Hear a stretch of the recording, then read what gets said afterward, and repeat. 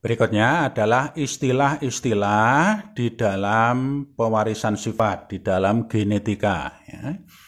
Ilmu yang mempelajari pewarisan sifat disebut dengan genetika. Ya. Sifat gen ini ada yang bersifat dominan, ada yang bersifat resesif. Sifat dominan itu sifat yang menang pengaruh. Sifat resesif itu sifat yang kalah pengaruh atau sifat yang tertutupi oleh sifat dominan ini. Gen dominan itu ditulis dengan huruf besar, ya, huruf pertamanya nanti yang dipakai. Gen resesif itu ditulis dengan huruf kecil. Contohnya ini misalnya cuping telinga. Cuping telinga itu ada dua sifat, yaitu kalau terpisah namanya kode gennya G besar, kalau melekat kode gennya G kecil. Nah, ini berarti sifatnya dominan. Dominan yang menang pengaruh, dominan ditulis dengan huruf besar. Ya, ini. Kemudian gen itu saling berpasangan. Ya. Pasangan gen namanya alel. Ya. Alel ada dua macam, ada alel homozigot, ada alel heterozigot. Alel homozigot itu adalah pasangan gen yang sama. Misalnya ini A besar dengan A besar, B kecil dengan B kecil, dan seterusnya. Alel heterozigot, hetero itu berbeda, jadi pasangan gennya berbeda. Contohnya ini, A besar dengan A kecil, B besar dengan B kecil, dan seterusnya. G besar dengan G kecil, M besar dengan M kecil, dan seterusnya. Nah, berikutnya sifat daripada gen ini sifat daripada gen ya. Ada sifat fenotip, ada sifat genotip. Nah, kamu harus tahu bedanya. Sifat fenotip itu adalah sifat yang tampak. Ini merupakan perwujudan ekspresi dari gen. Contohnya misalnya merah, putih, besar, kecil, panjang, pendek. Nah, ini tadi pada cuping telinga misalnya melekat, terpisah. Nah, itu adalah sifat-sifat fenotip. Ya, fenotip ya, yang tampak. Kalau genotip itu adalah sifat yang tidak tampak. Ini dilambangkan dengan kode-kode huruf tadi. Kalau dominan hurufnya besar, kalau resesif hurufnya kecil. Ya. Di genotip itu sifat yang tidak tampak. Ini merupakan keseluruhan informasi genetik. Contohnya ini, M besar, M kecil, B besar, G kecil, dan lain sebagainya.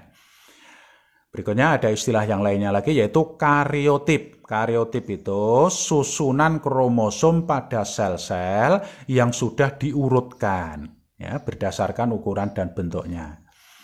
Kemudian sel tubuh ada yang bersifat diploid, ada yang bersifat haploid. Diploid itu sel tubuh yang kromosomnya berpasangan. Ya, jadi diploid itu kromosomnya berpasangan. Rumusnya 2N. Kalau haploid itu susunan kromosom yang tidak berpasangan. Ya, atau rumusnya 1N. Ya, berarti haploid itu setengahnya diploid. Diploid ini ada pada sel tubuh atau autosom. Sel tubuh itu contohnya misalnya sel kulit, sel tulang, sel rambut, sel kuku, sel hati, sel ginjal, sel jantung, dan lain sebagainya. Pokoknya selain sel kelamin. Itu diploid.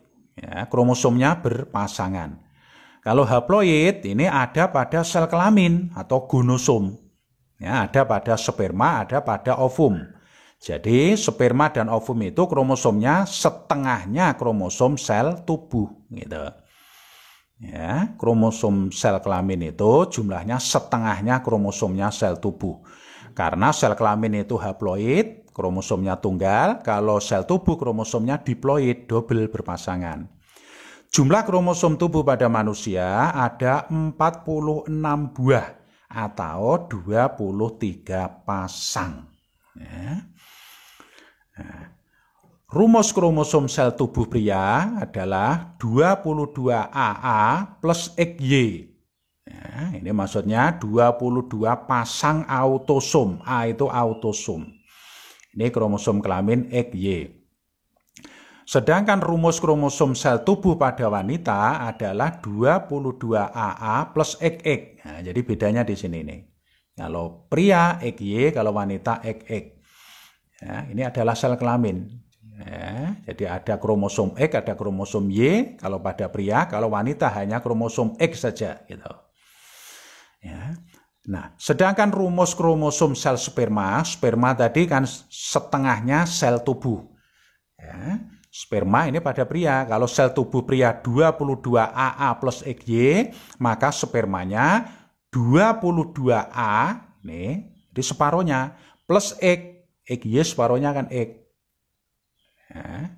Atau 22A, A yang ini, kalau ini tadi kan 22A, ini, X, ini, kan masih separuh, 22A, ini, dan Y, ini. Nah, ini berarti sperma X istilahnya, ini sperma Y.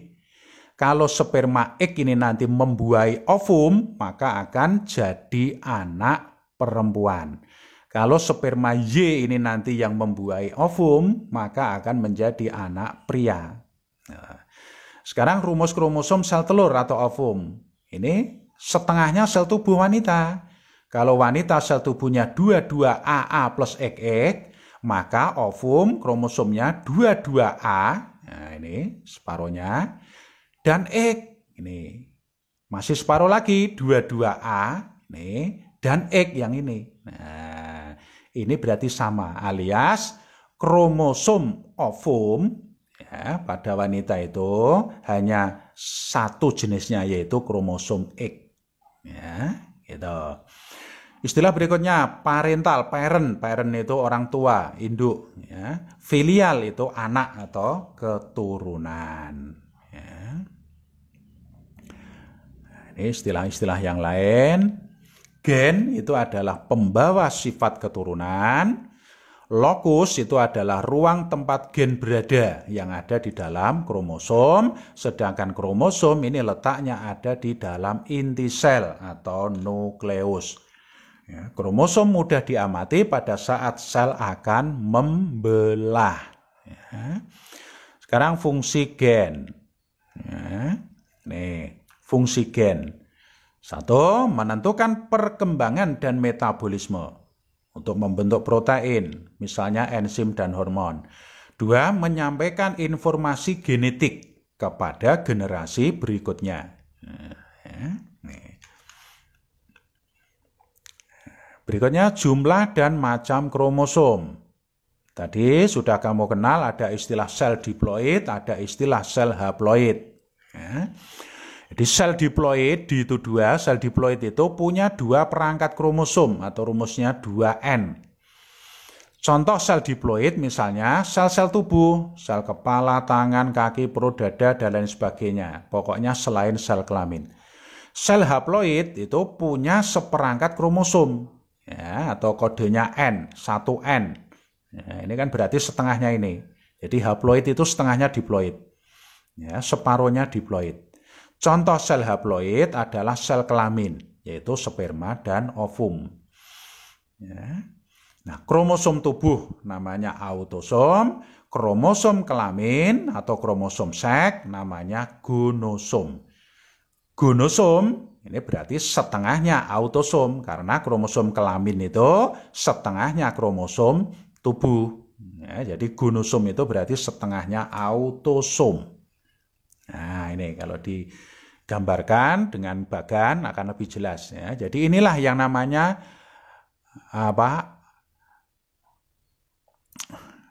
autosom ya, autosom. Jadi kromosom pada sel tubuh ya, yang sifatnya diploid ya, 2N. Nah, ini ada dua pasang ya, ini. Jadi autosom itu selnya sel diploid atau 2N, ada pada sel tubuh atau sel somatis, gambarannya seperti ini ya, kromosomnya. Gonosom ini kromosom pada sel kelamin ya, atau gamet, itu sifatnya haploid atau N atau 1N. Nah, ini kan berarti setengahnya ini. Nah, ini itu setengahnya ini ya, jadi kesimpulannya gonosom itu setengahnya autosom itulah ya. Gonosom setengahnya autosom. Autosom kromosom sel tubuh, gonosom kromosom sel kelamin. Ya, gitu. Jadi kalau pada sel tubuh kromosomnya 10, berarti kromosom sel kelaminnya jumlahnya hanya 5. Jadi separuhnya. Kalau kromosom sel tubuh jumlahnya 20, berarti kromosom sel kelaminnya jumlahnya hanya 10, begitu seterusnya. Ya.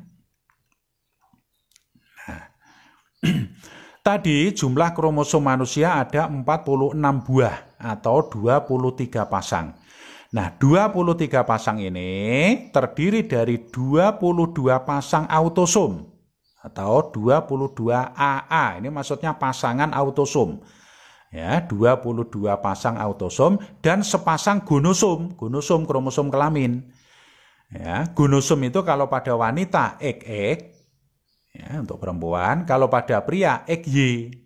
Nah, gitulah. Ya. Nah, berarti rumus kromosom tubuh pada perempuan itu adalah 22 AA plus XX. 22 AA plus XX. Ini untuk perempuan. Ya. Sedangkan pada laki-laki, rumus kromosom tubuhnya adalah 22 AA plus XY. Nah, inilah rumus kromosom tubuh. Ya, pada perempuan, pada pria. Nanti kalau pada sel kelaminnya berarti separuhnya. Ya, pada ovum berarti separuhnya ini. Nah, gimana caranya membelahnya? Cara membaginya 22A plus X dan 22A yang ini plus X yang ini. Sama, 22A plus X kesimpulannya sama. Sedangkan pada laki-laki pada sel kelaminnya, ini kan sel tubuh. Nah, pada sel kelaminnya, pada spermanya hanya separuhnya, berarti 22A plus X. Nah, itu berarti sperma X. Dan 22A yang ini plus Y. Nah, itu berarti sperma Y. Jadi kalau ovum itu 22A plus X. Kalau sperma ada dua macam. 22A plus X atau 22A plus Y. Tuh, ya. Nih. Jadi kromosom ovum 22A plus X, kalau kromosom sperma 22A plus X atau 22A plus Y. Kalau ovum sama, X semua. Nanti kalau ovum ini dibuai oleh sperma ini, maka tinggal gabungkan, akan menjadi 22A plus 22A, berarti menjadi 22AA. 22 pasang autosom. Plus XX. Nah, ini karena XX maka nanti anaknya jenis kelaminnya wanita. Kalau ovum ini dibuai oleh sperma Y, nah, maka nanti kromosom anaknya tinggal gabungkan 22A plus 22A menjadi 22AA plus X plus Y menjadi XY. Nah, ini berarti nanti akan menjadi anak pria. Ya. Itulah proses penurunan sifat pada anak itu seperti itu. Ya, tentang jenis kelaminnya. Berikutnya sifat-sifat gen. Ya, sifat-sifat gen. Kalau tadi hanya saya sampaikan 2 sifat saja ya, untuk perkenalan, yaitu dominan dan resesif. Nah, sekarang lebih lengkap lagi. Jadi sifat gen itu sebenarnya ada 3 ini. Ada sifat dominan, ini gen yang menang pengaruh, dilambangkan dengan huruf besar. Contohnya misalnya merah itu lawannya putih. Merah disilangkan dengan putih, nanti keturunannya merah. Berarti merah ini sifatnya menang. Ya. Ini misalnya mawar. Mawar merah disilangkan dengan mawar putih. Kok keturunannya mawar merah, berarti sifat merah ini menang. Maka merah dikatakan dominan. Maka nanti merah ini diberi lambang huruf besar, yaitu M besar. Kalau merah diberi lambang M besar, maka putih diberi lambang M kecil, bukan P kecil. Karena putih itu lawannya merah. Kalau merah M besar, maka putihnya M kecil. Itu caranya menulis kode gen. Sifat resesif, gen yang kalah pengaruh atau gen yang tertutup, ya, yang tertutupi oleh gen dominan ini. Jadi gen yang kalah pengaruh dilambangkan dengan huruf kecil. Misalnya ini tadi, kalau merah M besar, maka putihnya M kecil. Ini, ya, sifat putih ini adalah resesif. Ya, ini sifat putih ini resesif. Ya, dilambangkan dengan huruf kecil yaitu P kecil. Yaitu M kecil karena putih ini lawannya merah. Kalau merah M besar, maka putihnya adalah M kecil. Ya. Sifat yang ketiga, sifat intermediate. Intermediate itu gen yang sama kuatnya. Jadi tidak ada yang menang, tidak ada yang kalah. Kalau dominan menang, kalau resesif kalah, kalau intermediate sama kuatnya. Ya. Sehingga nanti akan muncul sifat tengah-tengah. Contohnya misalnya merah disilangkan dengan putih, hasilnya merah muda. Nah, ini berarti sifatnya intermediate.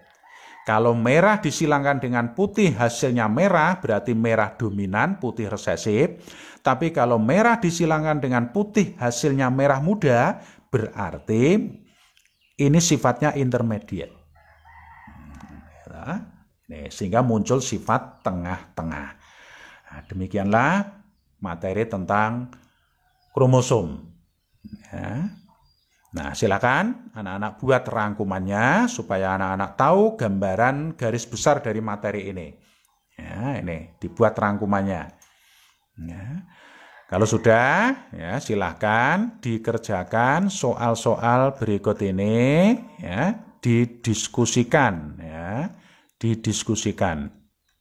Nah, ini silakan dikerjakan, didiskusikan dengan temannya, dibicarakan, ya. Ini kelanjutannya. Dikerjakan, didiskusikan dengan temannya. Nah, ini kelanjutannya.